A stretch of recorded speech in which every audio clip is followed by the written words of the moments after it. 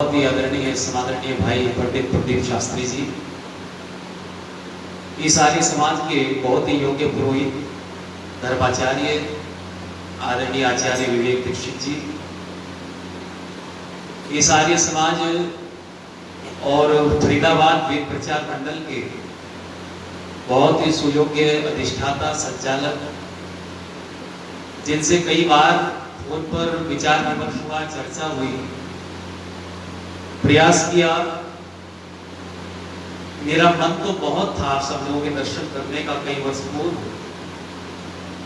लेकिन समय का अभाव रहा। पूरे देश भर में, देश से बाहर व्यस्तता के कारण मैं आप लोगों के बीच उपस्थित उस समय नहीं हो सका। ऐसे मेरे बहुत ही आदरणीय सुचिंतक आदरणीय हमारे श्रीमान जितेंद्र तायल जी और विभिन्न आर्य समाजों से बैठे हुए यहाँ मेरे अग्रज आदरणीय आशीष दाता समस्त आर्य भद्र पुरुषों, और मैं बहुत धन्यवाद देता हूँ क्योंकि संख्या लगभग मैं समझता हूँ ज्यादा ही होगी मेरी पूजनीय वंदनीय मातृशक्ति की यहाँ पर, उनका भी बहुत बहुत आभार, वंदन, अभिनंदन। इस सभा में आदरणीय वानप्रस्थी मानभव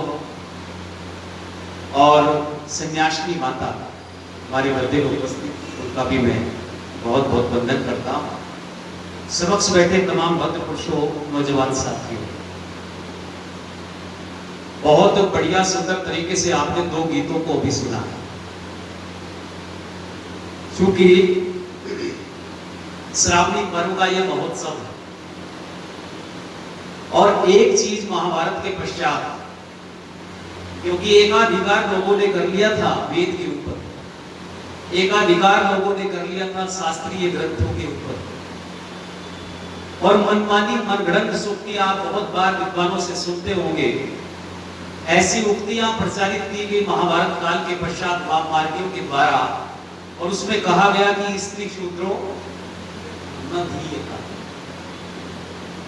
मैंने स्त्रियों को शूद्रों को पढ़ने का अधिकार। अब पढ़ने का अधिकार क्यों नहीं है, ये परिपाटी कहां से चली है, व्यवस्था किस तरीके से चली, ये तो आर्यवर्त देश रहा है, यहाँ तो वेद की व्यवस्था रही है। यहाँ तो परमपिता परमात्मा ने यजुर्वेद में कहा है कि यथेमाम वाचन कल्याणी वदानी जनेभ्य, कि मैं वेदमयी वाणी, ये वेदमयी वर्षा एक मनुष्य के लिए, किसी विशेष मनुष्य के लिए नहीं देता, बल्कि शब्द प्रयोग किया गया है जनेभ्य।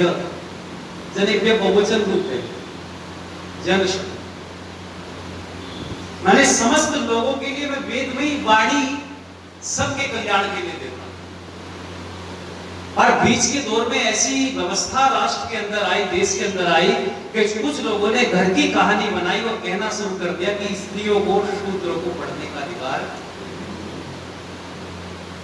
पर आपको आश्चर्य होगा ये जानकर के, बहुत महापुरुष आए महाभारत काल के पश्चात भी, लेकिन इतना आत्मबल किसी के अंदर नहीं जगा कि डंके की चोट पर समाज में एक ऐसा वकील बनकर के खड़ा हो, लोगों से पूछे कि ये सूक्ति कहां लिखी हुई।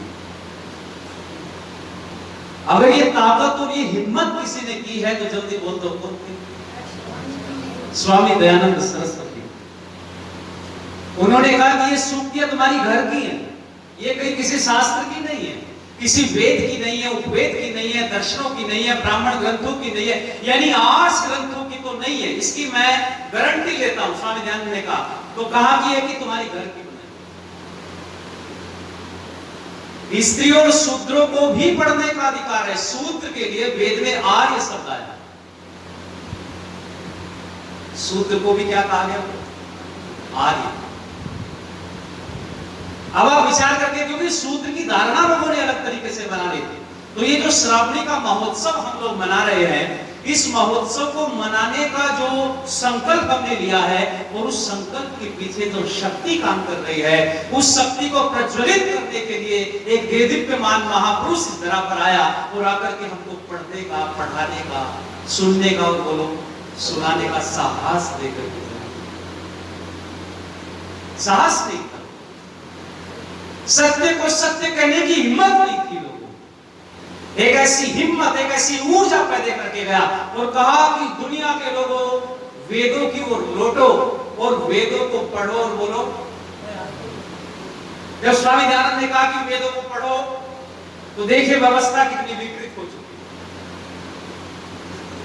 विद्वान भी कहते हैं कि स्वामी जी दयानंद सरस्वती ने आर्य समाज के नियम बनाए, तो उसमें लिखा है कि वेद का पढ़ना और पढ़ाना, सुनना और सुनाना आर्यों का परम धर्म। अब स्वामी दयानंद ने कहा कि वेद पढ़ो, जोर दिया कि वेदों को पढ़ना ही चाहिए। क्यों पढ़ना चाहिए? अपने सर्वांगीण विकास के लिए, अपना शारीरिक विकास, मानसिक विकास, आत्मिक विकास, सामाजिक विकास, राष्ट्रीय विकास और अपने बच्चों का और अपने परिवार का और राष्ट्र का यदि चाहते हो तो क्या करो? कहते वेदों को। आप विचार करके देखो, एक दिन एक व्यक्ति कहने लगा जी वेद कैसे पढ़ें, क्योंकि वेदों को पढ़ने से पहले तो बहुत कुछ पढ़ना पड़ता। भाई वेद पढ़ेंगे तो उससे पहले तो वेद के अंग और उपांग पढ़ने, व्याकरण पढ़ना पड़ेगा, छंद पढ़ना पड़ेगा, ज्योतिष पढ़ना पड़ेगा, कल्प पढ़ना पड़ेगा, निरुक्त पढ़ना पड़ेगा, दर्शनों को पढ़ना पड़ेगा। यानी इन सब विद्याओं को धीरे धीरे पढ़ते हुए तब मंत्रों को लोग समझ पाएंगे। तो स्वामी दयानंद ने देखो सरल रास्ता दिया, कितना सरल करके चले गए, एक एक चीज को कितना सरल किया है। कहने लगे कि भाई यदि आयु ज्यादा बढ़ गई या स्थिति ऐसी नहीं है कि पढ़ सके, पहले तो कहा कि पढ़ो, अभ्यास करो, लेकिन पढ़ नहीं सकते तो फिर कहा कि क्या करो कि सुनो। सुन तो सकते, जो पढ़ नहीं सकता वो बोलो क्या कर सकता है? सुन सकता है। इसलिए बराबर प्रयास करो, पहले तो पढ़ो, और यदि पढ़ने का सामर्थ्य नहीं, आयु अत्यधिक हो गई है, तो तब क्या करो? विद्वानों के प्रवचनों को बोलो,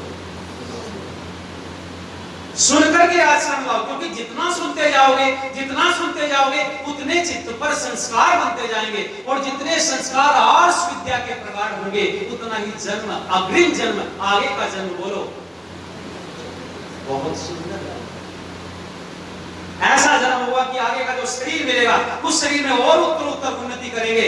ऐसे परिवार में परमात्मा जन्म देगा, ऐसे वातावरण में जन्म देगा कि जिसमें आत्मा की उन्नति होती चली जाएगी, और धीरे धीरे जन्म लेता हुआ आत्मा मोक्ष को प्राप्त करता जाएगा। स्थिति निश्चय है। तो पढ़े और पढ़ाए और सुने और सुनाए, तो कहते हैं कि पढ़ने पढ़ाने का भी समय है और सुनने सुनाने का समय, स्थान और सुनाने वाले लोग भी नियत किए गए। यानी पढ़ने के लिए आपने देखा होगा हमारे 4 आश्रम है। ब्रह्मचर्य आश्रम है, दूसरा बोलो गृहस्थ आश्रम है, तीसरा वानप्रस्थ आश्रम है, और चौथा माताओं संन्यास। यानी जो ब्रह्मचर्य आश्रम है उसमें विद्यार्थी का, ब्रह्मचर्य आश्रम में ब्रह्मचारी का पहला कर्तव्य, सबसे बड़ा कर्तव्य है गुरुजनों की सेवा करता हुआ पूरे मनोयोग से, निष्ठा भाव से, कर्तव्य परायणता के साथ विद्या का अध्ययन करे। ब्रह्मचर्य काल में विद्या, और विद्या प्राप्त करके गृहस्थ में जाए, गृहस्थ को उन्नत बनाए, अच्छा बनाए। गृहस्थ में यदि पढ़े लिखे लोग, बुद्धिमान लोग, वेद का आचरण करने वाले लोग गृहस्थी बनेंगे, वो पति पत्नी जो वेद को पढ़ने के पश्चात गृहस्थ आश्रम में प्रवेश करेगी, याद रखना वो अपनी संतानों को समाज के लिए सुयोग्य नागरिक बनाएगी। और आज हम वेद का वह नहीं जानते, शास्त्रों का सह नहीं जानते, बस शिक्षा को विद्या कहते हैं। आज सब लोग देख रहे हैं, हम एक दिवस मना रहे हैं, पूरे देश भर में एक दिवस मनाया जा रहा है। क्या दिवस है? शिक्षक दिवस। इस पर मैं बात करूंगा, आने वाली सभा में बात करूंगा, लेकिन मैं निवेदन आपके बीच में कर रहा हूं कि पहला ब्रह्मचर्य आश्रम ये विद्या प्राप्ति का, विद्या अर्जन का, और इस आश्रम में विद्या को प्राप्त करें। विद्या प्राप्त हो जाएगी तो गृहस्थ में जाएं, विद्वान व्यक्ति गृहस्थ में जाए। कहते 4 वेद को पढ़ने वाला ब्रह्मचारी कहां जाए? बोलो गृहस्थ में। 4 नहीं पढ़ सकते, 3 पढ़ो, 2 पढ़ो, 1 तो बोलो कम से कम पढ़ो। अगर 1 भी ना पढ़ सको तो गृहस्थ में पढ़ो, क्योंकि जब वेद विद्या पढ़ी नहीं है, आर्ष विद्या जानी नहीं है, शास्त्रों को जानना, सत्य असत्य का विवेक नहीं है, समाज के लिए क्या कर्मण्य है और क्या अकर्मण्य है, यदि इसकी जानकारी व्यक्ति को नहीं होगी तो बताओ गृहस्थ में फिर ऐसे बच्चे मिलेंगे जो बच्चे माता पिता को वृद्धाश्रम देंगे। आज आप देखो देश में, मैं पूछता हूँ 30-40 साल पहले कितने वृद्धाश्रम थे देश में?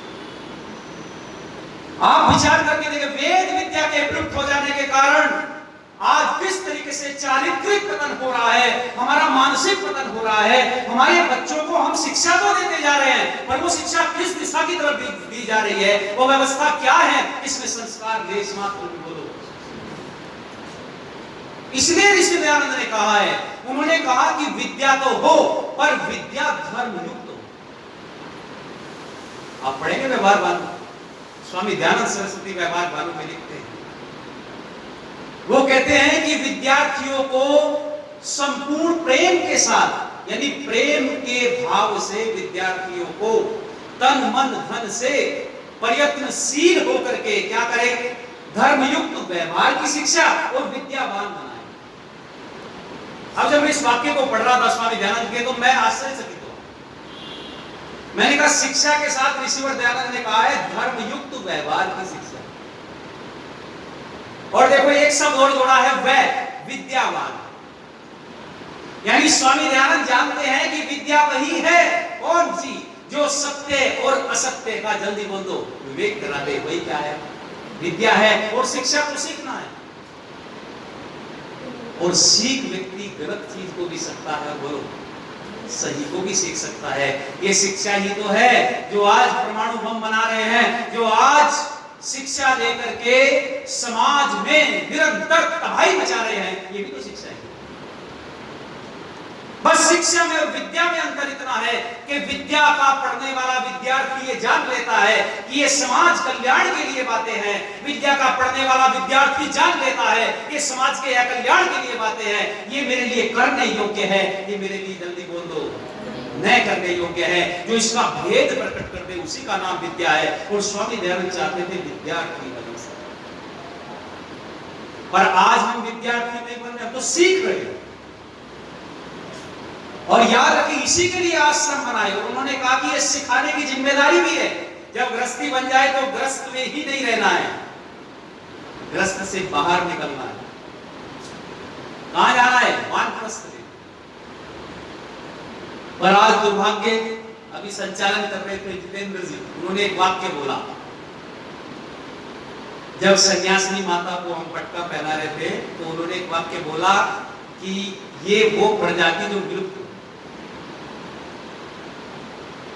क्यों बोला? क्योंकि पूरे देश में देखो आप, वो बिल्कुल ठीक कह रहे, नए वानप्रस्थी गृहस्थी व्यक्ति निकलना ही नहीं चाहता। और फिर कहता है कि घर में दुख ही दुख है, लड़ाई झगड़े हैं, समस्याएं हैं, बाधाएं हैं, बहुत सारा संकट है परिवारों में। अरे संकट तो तुमने खुद खड़ा किया है। बच्चा जवान हो गया, बराबर का हो गया, बच्चा सब कुछ करने में समर्थ आप लोगों ने बना दिया, लेकिन फिर भी बच्चों की सारी बातों में अड़ंगी लगा। बताइए मैं गलत कह रहा हूं?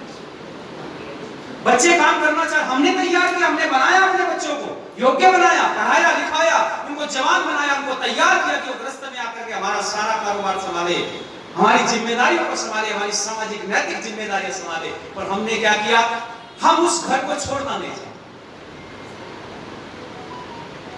एक सास बहू को जिम्मेदारी नहीं देना चाहती, एक पिता अपने पुत्र को जिम्मेदारी नहीं देना चाहता। क्यों? उसके मन में है कि ये गड़बड़ करेगा, ये गलती करेगा, गलती करेगा तो सीखेगा, आज गलती करेगा तो कल बोलो उसको ठीक करेगा, सीख जाएगा उसको। और जब तक आपके मन में ये संकीर्णता बनी रहेगी कि नहीं नहीं इसको जिम्मेदारी सौंप दी तो ये गलती कर देगा, नुकसान हो जाएगा, याद रखना समाज ठीक नहीं हो सकता। और जब तक घर से बाहर नहीं निकलोगे समाज को वानप्रस्थी बोलो, और जब वानप्रस्थी नहीं मिलेंगे तो सन्यासी बोलो, और जब सन्यासी नहीं मिलेंगे तो वेद को कौन सुनाएगा, वेद को कौन पढ़ाएगा? आज दुर्भाग्य समाज का यही है। वेद प्रचार प्रसार करने का दायित्व सन्यासी का है। मैं बहुत दृढ़ता कर रहा हूं और मैं इस मंच पर बैठ करके बोल रहा हूं कि हम जैसे लोगों को भी वेद प्रचार करने का अधिकार नहीं है, पर क्या करें, दुर्भाग्य नहीं है। सन्यासी कहां है राष्ट्र के अंदर? आगे सन्यासी, विरले सन्यासी आज समाज के अंदर मिलेंगे। आप दृष्टि दौड़ा करके देखो, आज ऐसे नौजवानों को, नवयुवकों को क्यों समाज के अंदर आना पड़ा? इसलिए आना पड़ा कि सन्यासियों का अभाव हो। ये अवस्था तो गृहस्थ आश्रम में जाकर के गृहस्थ में उच्च मर्यादा स्थापित करने की अवस्था है।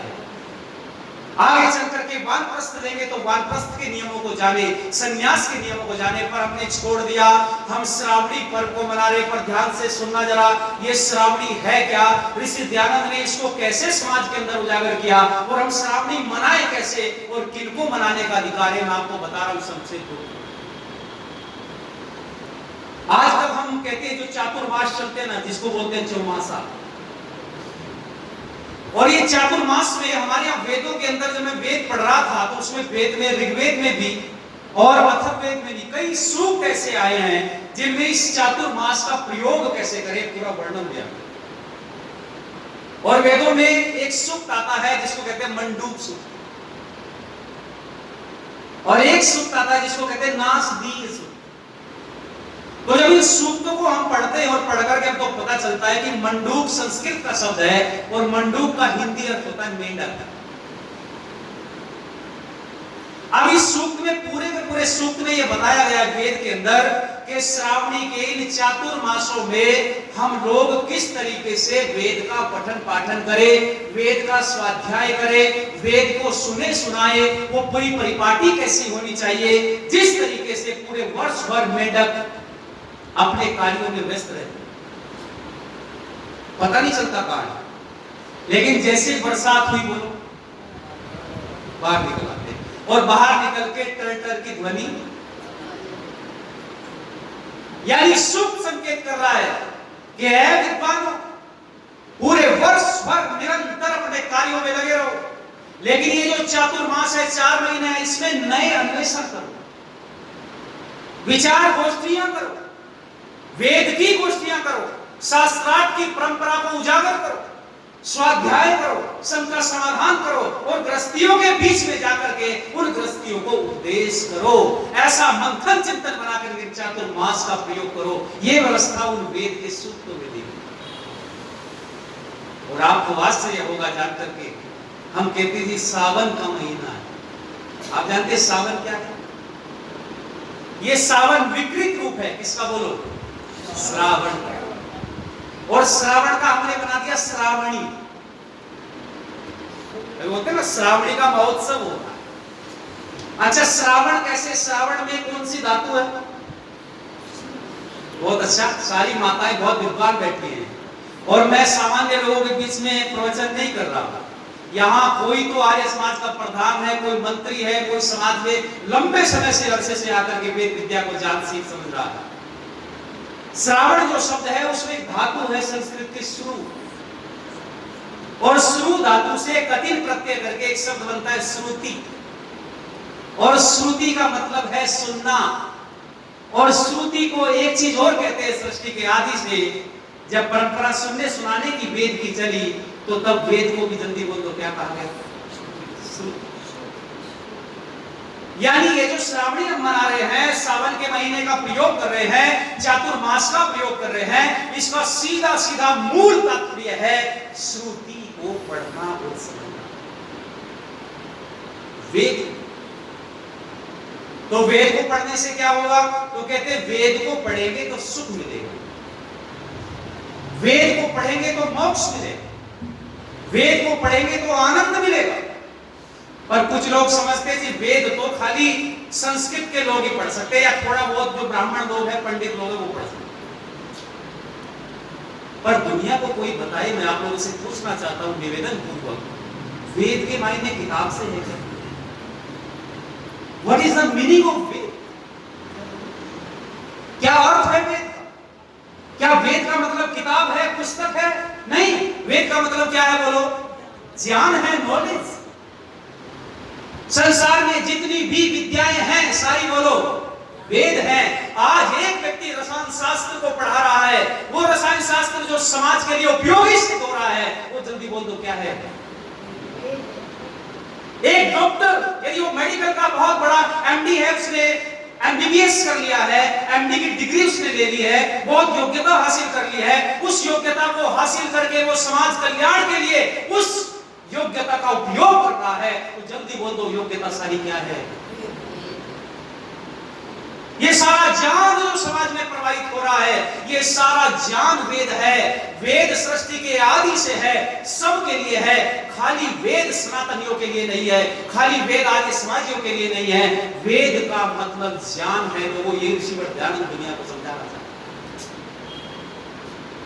पर लोगों ने समझ लिया कि ब्राह्मण लोग जो मंत्र पाठ करते हैं, थोड़ा बहुत कर्मकांड करते हैं, इसी का नाम वेद है।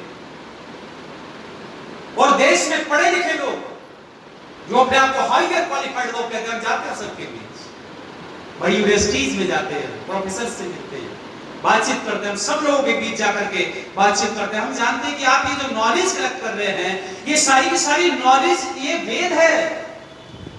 क्योंकि साइंस हो, टेक्नोलॉजी हो, कुछ भी हो, मूल रूप से वेद के अंदर विद्यमान है। हाँ, व्यक्ति अपनी बुद्धि से, आत्मा अपनी बुद्धि से प्रयोग करता हुआ उस वेद का अन्वेषण करता है, उससे रिसर्च करता है और उस वेद की उस कुंजी से अनेक ताले खोलता है और अपनी बुद्धि के विकास से समाज में सुख प्राप्त करता है।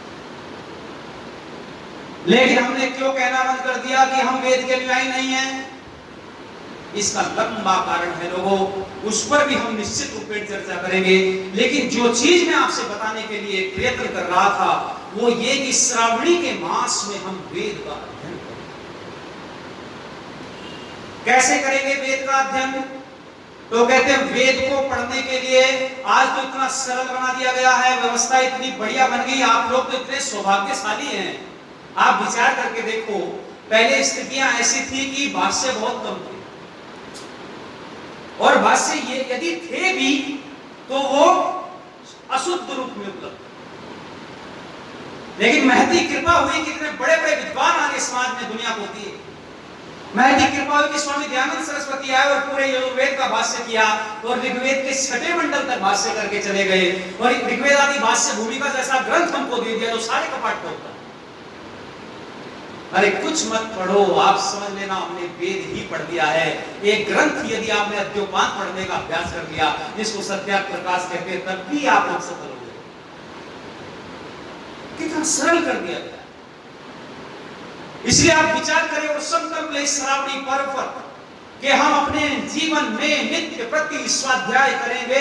स्वाध्याय यदि जिस दिन नहीं होगा उस दिन भोजन नहीं करेंगे।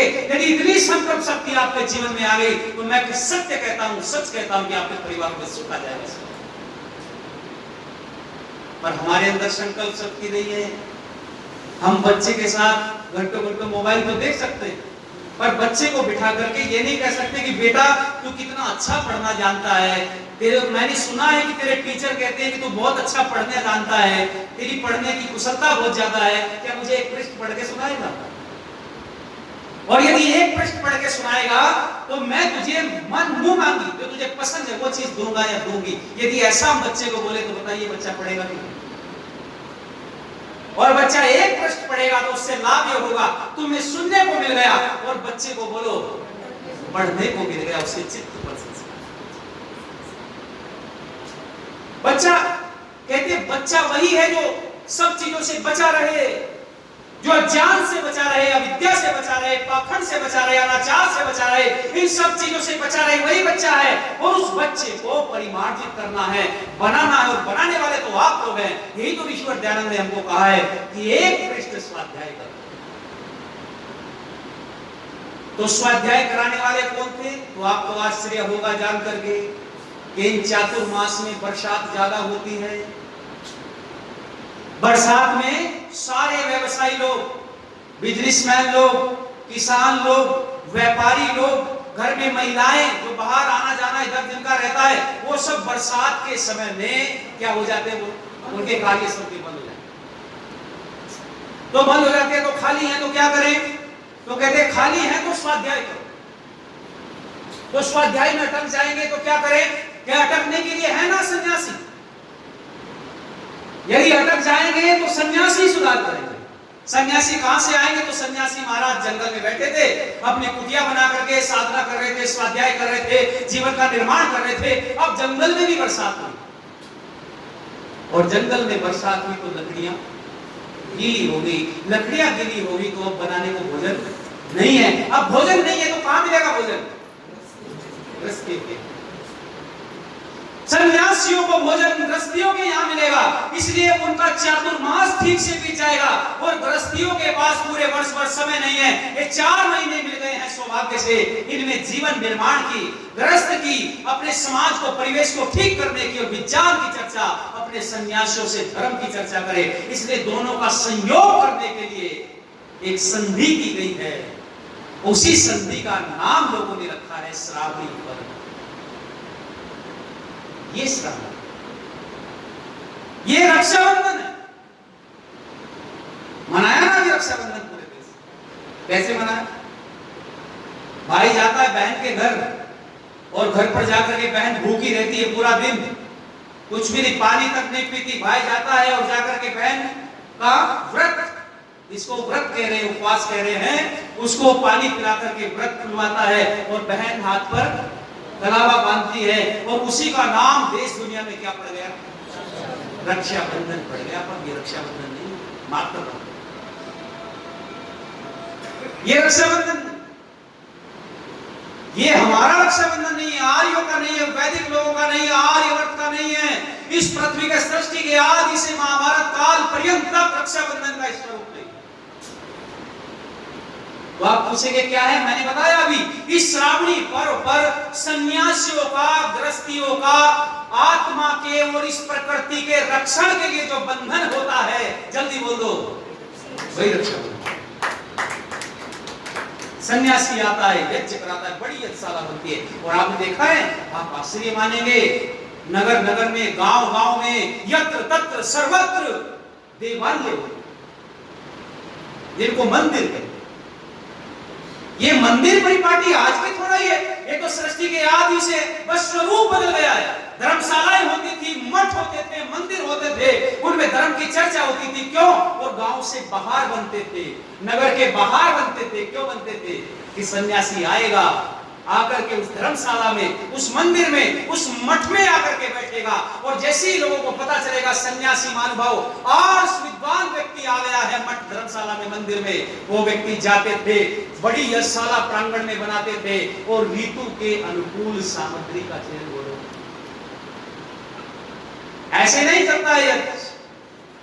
यहां बहुत माइनर लेवल का यहां पर ऑब्जर्वेशन होता है।